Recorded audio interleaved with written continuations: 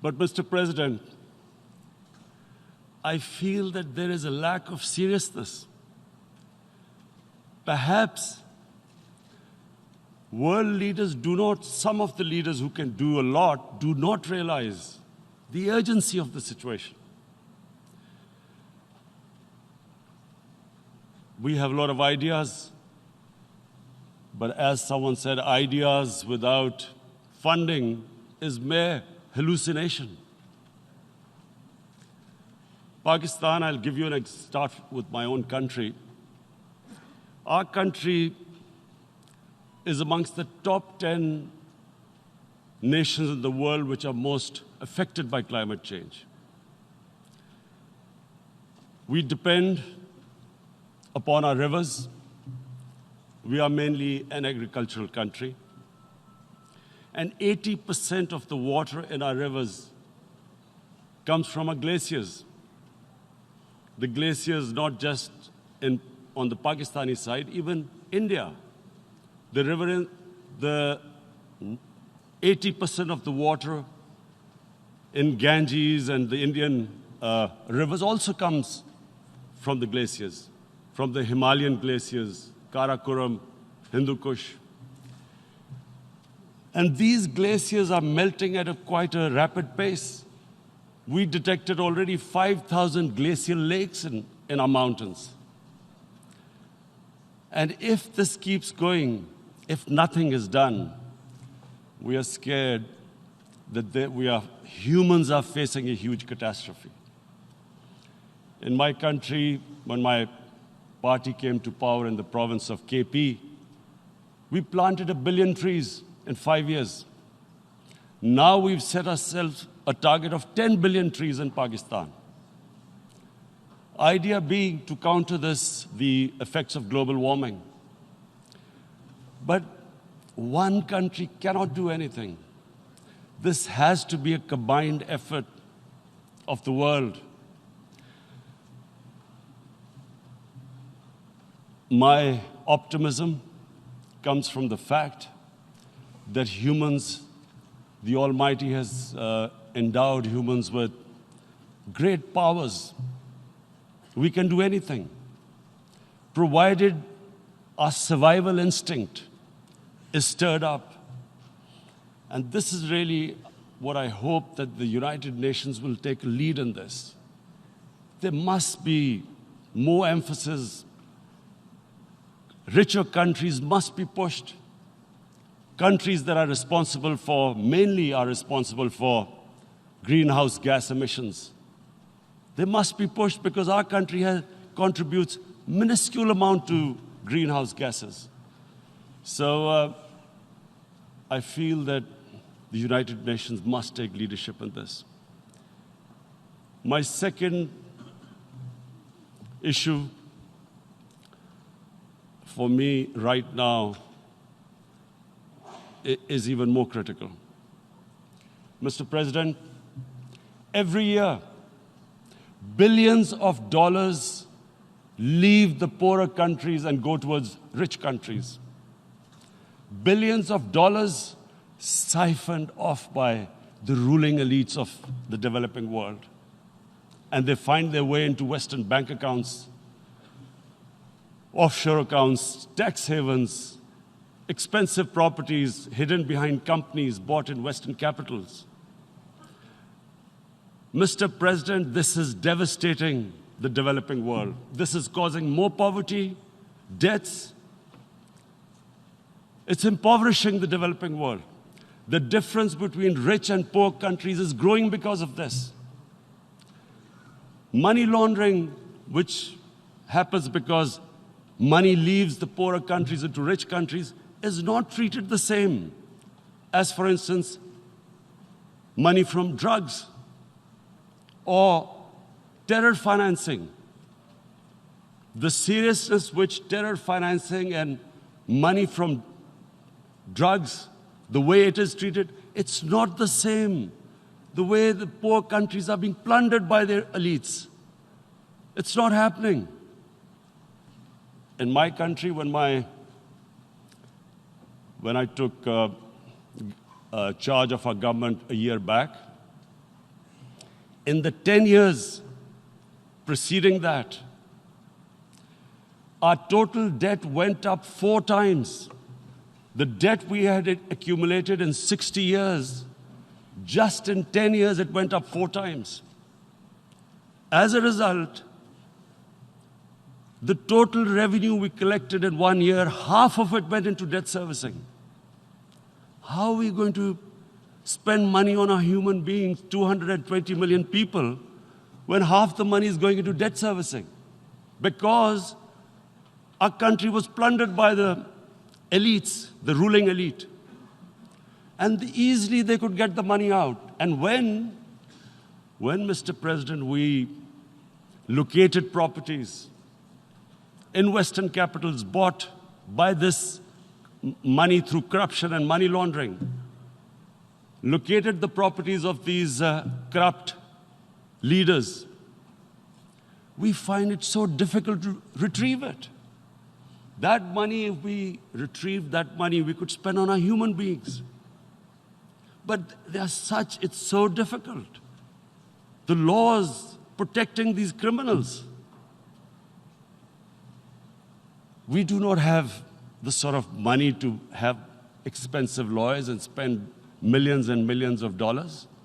We need help from the rich countries. And Mr. President, it's critical. The rich countries must show political will. They cannot allow this to happen. How can the poor countries spend money on human development, which the United Nations asks, SDG? How are we going to do it when this money can easily leave our countries? So, unless the rich countries intend to build walls to stop economic refugees coming as we see right now, they must take action. They must take action now. It must be a deterrent. Corrupt ruling elites should not be able to take money out easily and park it into foreign bank accounts and into these properties abroad. And I never understand why. Why do we have these tax havens? Why is this allowed? Why shouldn't rich people pay taxes? Why is it legal to have these tax havens where you have these secret accounts? Because, the world is changing. The population of the world is growing. Sooner or later, you're going to have a crisis. If the poor get poorer and the rich get richer, there is going to be a crisis sooner or later. So this is my second point. I hope that the United Nations takes a lead in this. It involves the IMF, the World Bank, Asian Development Bank. They must find a way of stopping this plunder of the developing world. My third point is Islamophobia. There are 1.3 billion Muslims in this world. There are millions of Muslims living in other countries, European countries, in the US, as minorities. Islamophobia, since 9/11, has grown at a pace where it is alarming. Human communities live together. There should be understanding amongst them. But Islamophobia is creating a division. Muslim women wearing hijab, it's become an issue. It's become an issue in some countries. Hijab is some sort of a weapon. A woman can take off her clothes in countries, but she can't put on more clothes. How is this happening? Because of Islamophobia. And how did this Islamophobia start? After 9/11. And why did it start? Because certain Western leaders equated terrorism with Islam. Islamic terrorism. Radical Islam. What is radical Islam? There is only one Islam, and that is the Islam we follow of Prophet Muhammad sallallahu alaihi wasallam. There is no other Islam. radical Islam, Islamic terrorism, what message did they send to people in the West? And why is there Islamophobia? How is a person in New York, in the Midwest, in the US, in European capital, how is he going to distinguish between who is a moderate Muslim and who's a radical Muslim? Because terrorism has nothing to do with any religion. This Islamic terrorism, Islamic radicalism, and sadly used by leaders, this has been the main reason for this Islamophobia. And it has caused pain amongst Muslims. We in Muslim countries watch this Islamophobia traveling abroad, and it's getting worse. And may I just say, Mr. President, that in European countries, it is marginalizing Muslim communities. And we all know that marginalization leads to radicalization. Some of the people who ended up as militants in Syria and other places were from marginalized Muslim communities. And my point here is that we must address this issue. I'm sad to say that we Muslim leaders have not addressed this issue either. After 9/11, when this thing came about war against radical Islam, rather than Muslim leaders trying to explain to the West that there is no such thing as radical Islam, in all human communities, they are radicals. They're liberals and rest are moderate. All human communities, Christians, Jews, everyone has it. But Islam is not radical, neither Judaism, neither Christianity, neither Hinduism. No religion preaches radicalism. The basis of all religion is compassion and justice, which differentiates us from the animal kingdom. But unfortunately, the Muslim leadership was so scared of being called radical Islam that all of them became moderates. In Pakistan, we were in the eye of the storm, and our government coined a phrase called enlightened moderation. No one knows what it meant, but everyone started putting on Western suits that they were moderates, started speaking. Even those who didn't know English would speak English because they were moderates. No one had a clue what it was, because we, in the Muslim world, did not explain to the West that there is no such thing as radical Islam. One of the reasons why, after 9/11, Islam was supposed to be equated with terrorism was suicide attacks. Because the 9/11 bombers did a suicide attack, all sorts of theories came up that the Muslims are involved in suicide attacks because they will get virgin in heavens. Some came up with, what about women, suicide attackers? So this bizarre thing happened. No one explained. Suicide attacks and Islam were equated. No one did research that before 9/11, the majority of suicide attacks in the world were by Tamil Tigers, who were Hindus. No one blamed Hinduism, and quite rightly. What has Hinduism got to do with what desperate people were doing in Sri Lanka? We all know we've seen films about Japanese kamikaze pilots at the end of the Second World War doing suicide attacks. No one blamed the religion. But here we were trying to prove we were moderates and not explaining to the West. But the most important thing I wanted to say here today, in explaining this Islamophobia, Mr. President, and I feel it's very important because I played professional sport in England, I spent a lot of time there, so I know how the Western mind works and how West views religion. So where the misunderstanding about Islam came. And one of the reasons it caused Islamophobia. That was, in 1989, this book was published, maligning, insulting, ridiculing our Prophet Muhammad sallallahu alaihi wasallam. And there was a reaction in the Muslim world. The West couldn't understand what was the problem. Because in the West, because I have spent so much time in the West, religion is perceived completely differently. They don't look upon religion like we do. And so, Islam was supposed to be an intolerant religion. It was against freedom of expression. And Islam took a real beating 30 years ago. I still remember it became a watershed. And every 2 or 3 years, someone would malign our Prophet, peace be upon him. There would be a reaction by the Muslims. And again, it was Islam, an intolerant religion. Again, this time, I blame a certain section of the people in the West who deliberately provoked this, knowing the impact it would have. But the majority of the people in the West didn't understand. This is where, again, Muslim leadership let the Muslims down. We should have explained to them what our Prophet, peace be upon him, means to us.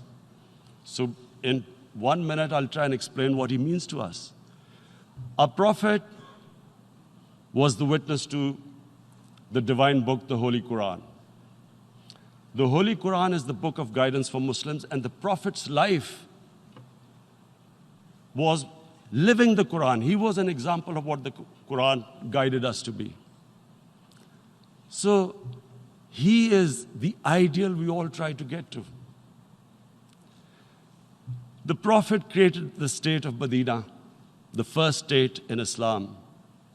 That state was the basis of a Muslim civilization which became the predominant civilization for the next 700 years.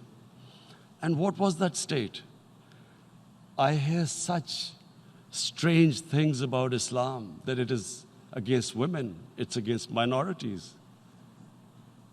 The first state of Islam in Medina, it was the first time a welfare state was set up.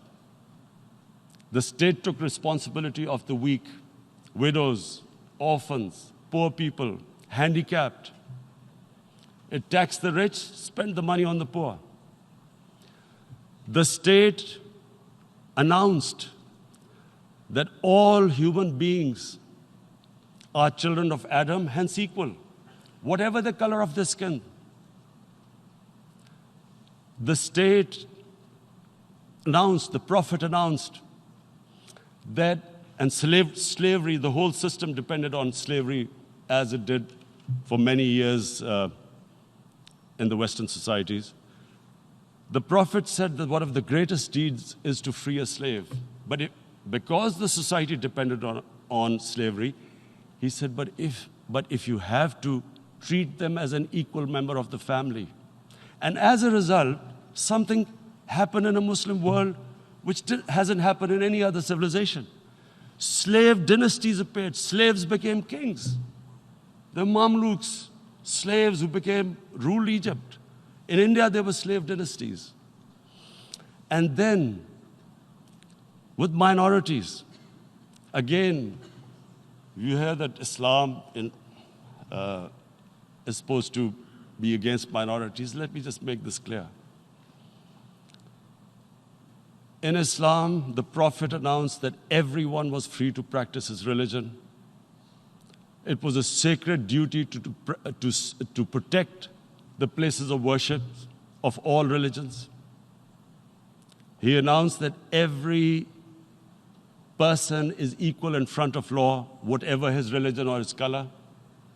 And this incredible case, and I always quote this, that the fourth Khalifa, the head of state of Medina, he lost a court case against a Jewish citizen.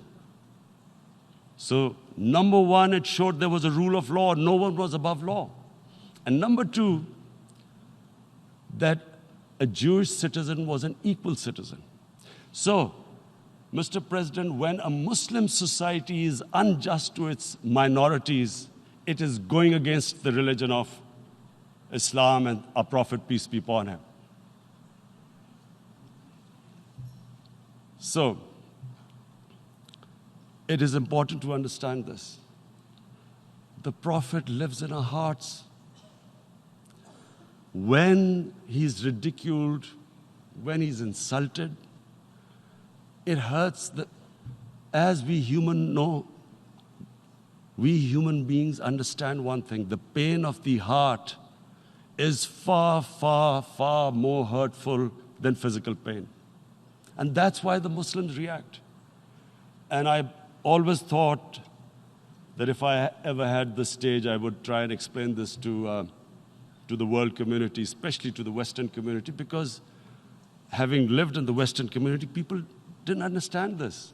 When I first went as a teenager to England, there was a comedy film on Jesus Christ. It's unthinkable in Muslim societies. So we need to explain that, look, in a human community, we must be sensitive to what causes pain to other human beings. We have, in the Western society, and quite rightly, the Holocaust is treated with sensitivity because it gives the Jewish community pain. That's all we ask. That do not use freedom of speech to cause us pain by insulting our Holy Prophet. That's all we want. And now, the number 4th point, Mr. President, and this is the most critical point, is the reason why I especially came here. It is about what is happening in Kashmir. Before I go on this, I want to make one thing clear, that when we came to power, my first priority was that Pakistan would be a country which will try its best to bring peace. We had been through this war on terror. We joined the United States war on terror after 2001. And Pakistan went through one of its worst periods where 70,000 Pakistanis died and over 150 billion was lost to our economy. And Mr. President, I opposed the war because in the 80s, Pakistan had joined the Western countries in what was the freedom struggle then in Afghanistan against the Soviets. And it was funded by the Western countries. These Mujahideen groups, which were treated in guerrilla warfare, were trained by Pakistan Army, funded by the Western countries, and especially US, and they waged what was a freedom struggle in Afghanistan. The Soviets called them terrorists. We called them freedom fighters. 1989, the Soviets retreated. The Americans packed up and left. Pakistan was left with these groups. Come 9/11, Pakistan joined the United States in this war on terror. And now our government was supposed to, the reason why I opposed joining this war, because here we had indoctrinated them in jihad, meaning freedom struggle against foreign occupation. Now, because we had joined the US, and the US had occupied Afghanistan, now we were supposed to tell them that, no, this is not freedom struggle and jihad, it's terrorism. So that's why I tried to tell then government that, stay neutral because you will have leverage over them. You will be able to control them. But if you join them, you become collaborators and they will attack you, which is what happened. They turned against us. We went through a nightmare. 70,000 people killed in a war we had nothing to do with. No Pakistani was involved in 9/11. Taliban were in Afghanistan, Al-Qaeda was in Afghanistan. What had we to do with it? 70,000 Pakistanis died. So when we came to power, we decided that we would dismantle what was left of these groups.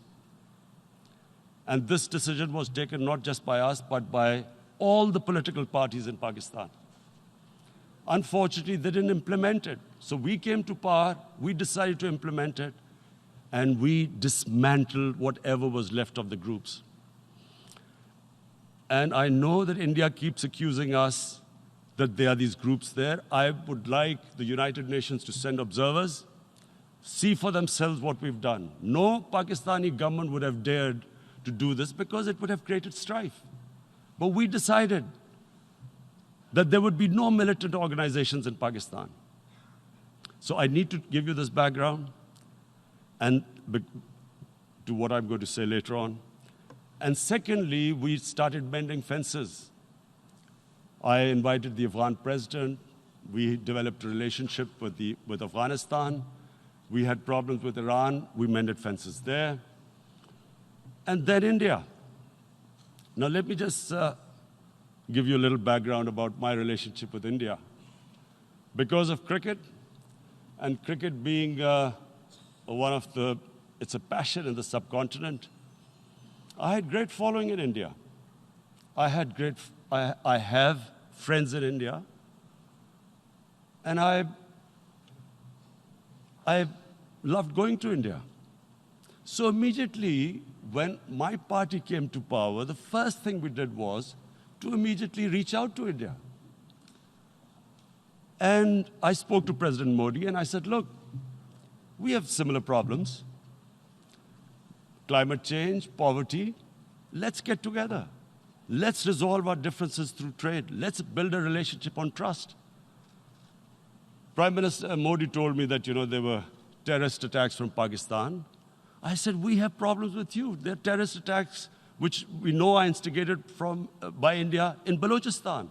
We caught a spy, Kulbhushan Yadav, who admitted what the sabotage going on in Karachi and Balochistan. So we said, look, let's leave that behind. Let's move forward. Our main priority should be our people. The highest number of poor people live in the Indian subcontinent. Unfortunately, didn't make any headways. Our foreign minister was supposed to meet on this in the UNGA last year. India canceled it.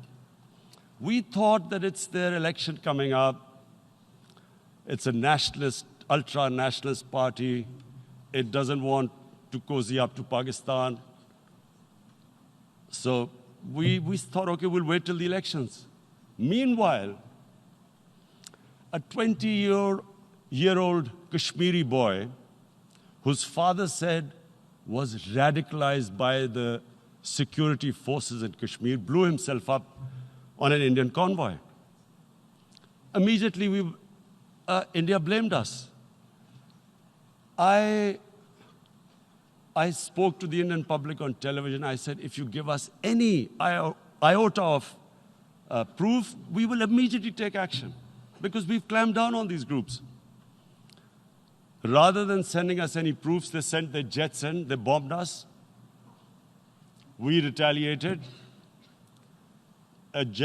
Two of their planes were shot down, one pilot bailed out in Pakistan. We immediately returned the pilot, saying that, look, we do not want any escalation. Rather than taking that as a peace gesture, the entire campaign, almost the entire campaign of Mr. Modi in the election was how he had taught Pakistan a lesson that jets had killed 350 terrorists. Complete lie, they had just killed about 10 trees of ours, which was quite painful given that, we are growing all these trees. He then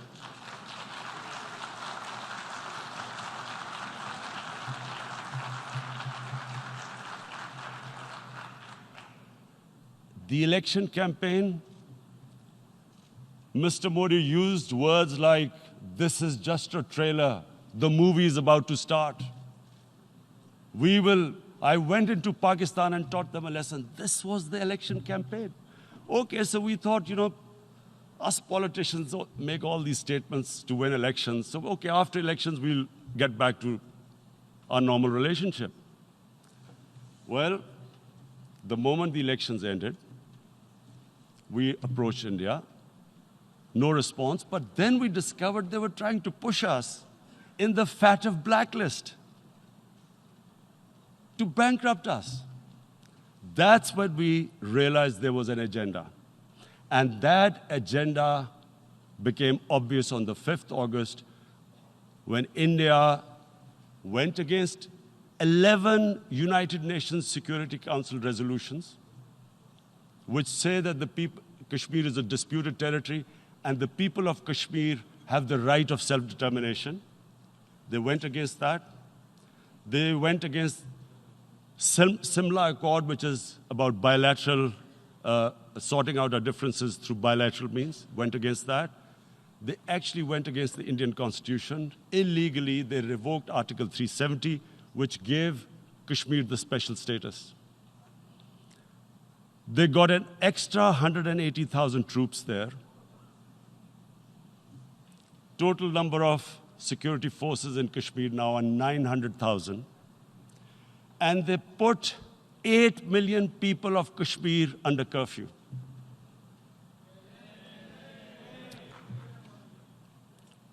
Mr. President, now I just briefly want to make the people understand how can anyone do something like this? And for that, I have to explain to you what is RSS. RSS, Mr. Narendra Modi is a life member of RSS. RSS was an organization that was inspired by Adolf Hitler and Mussolini, came about in 1925. They believed in racial purity, racial superiority. They also believed they were an Aryan race like the Nazi believed they were an Aryan race. All that I'm saying can be verified. This is the time of information revolution. You can Google all this, what I'm saying. But it is very important for me to explain this to you so you know what is happening in India. This RSS believed in the ethnic cleansing of Muslims from India. At one point, there was racial superiority of the Hindu race.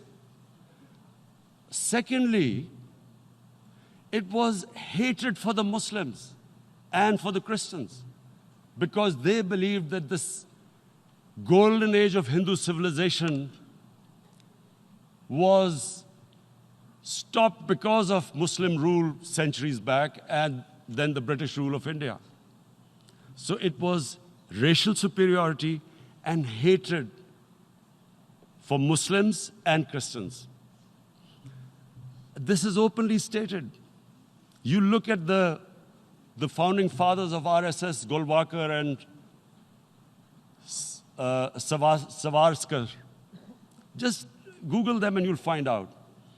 And this ideology of hate is what murdered the great Mahatma Gandhi in 1948. It was this ideology of hate that made Narendra Modi in 2002 do a pogrom against Muslims in Gujarat when he was the chief minister. He allowed 3 days for these RSS goons who were inspired by the Hitler brown shirts. They actually wear brown shirts. This RSS, the Congress Home Minister gave a statement that in RSS camps, terrorists are being trained. And these terrorists butchered 2,000 Muslims and 150,000 Muslims were made homeless. Narendra Modi could not travel to the US because of that. And I need to make you understand this background before I explain to you that what sort of a mindset would lay siege to 8 million people with 900,000 troops. Women, children, sick people, locked in as animals. In fact, of what I know of England, if 8 million animals were locked in, the RSPCA would have made a lot of noise about it. These are human beings.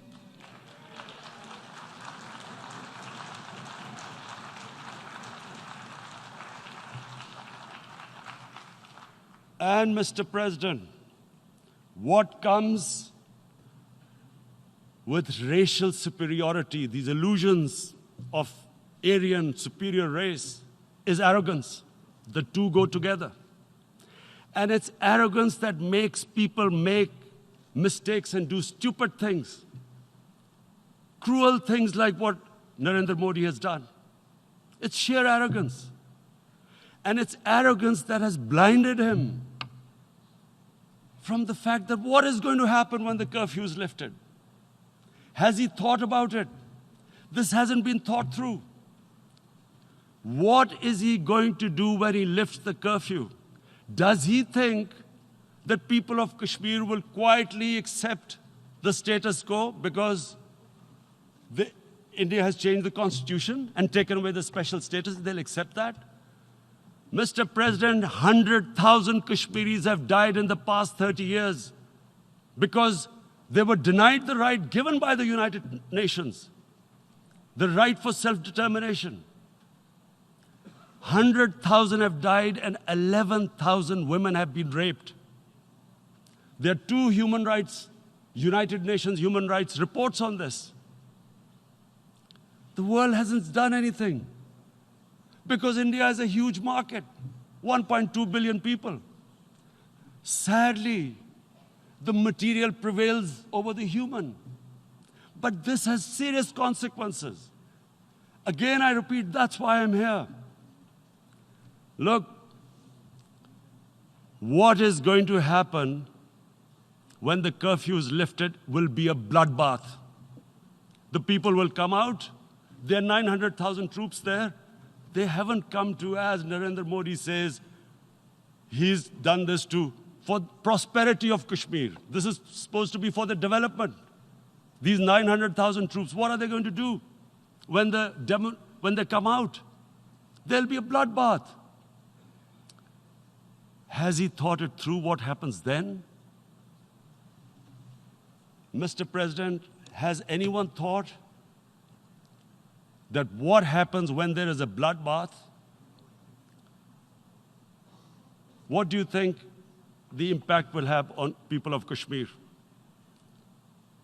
What do you think they will think? The way they have been boxed in their houses, treated like worse than animals, no rights. Thousands of all the political leadership has been arrested, taken out of Kashmir. Even those Kashmiri leaders who were pro-India have been taken out. 13,000 boys have been picked up and taken to God knows which destinations. So what do they think? What will the people of Kashmir do when they lift the curfew? They will be out in the streets. And what will these soldiers do? They will shoot them. They've already used pellet guns, blinded young boys. In the last 6 years, the 5 years, the oppression that has gone on in Kashmir. And so, Kashmiris will be further radicalized. Mr. President, there will be another Pulwama. And guess what? India will blame us. They're already blaming us. They're saying all this is happening because of Pakistan. One of their defense ministers said, there are 500 terrorists lined up on the border to go in. Why would Pakistan send 500 terrorists when there are 900,000 troops? What impact are they going to make? What will they do?